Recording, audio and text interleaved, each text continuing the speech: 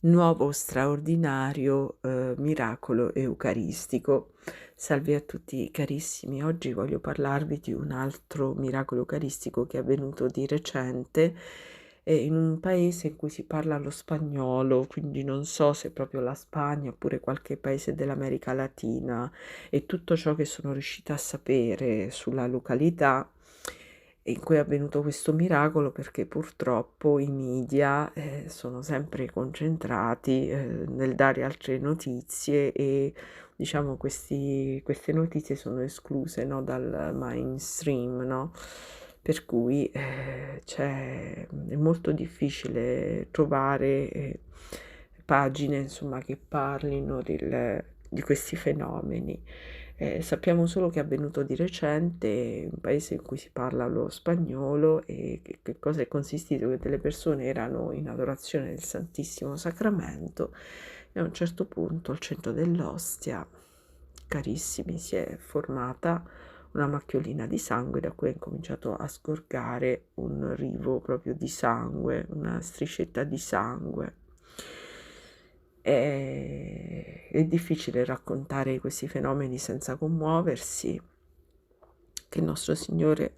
possa attraverso questi segni veramente riuscire a riavvivare in ciascuno di noi la fede, l'ardore,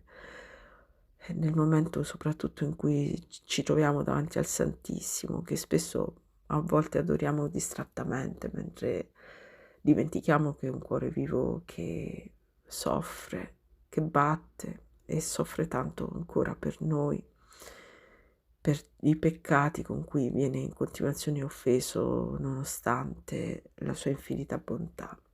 Vi lascio a queste straordinarie immagini e sperando, ecco, che possano commuovervi come hanno commosso me, e invitandovi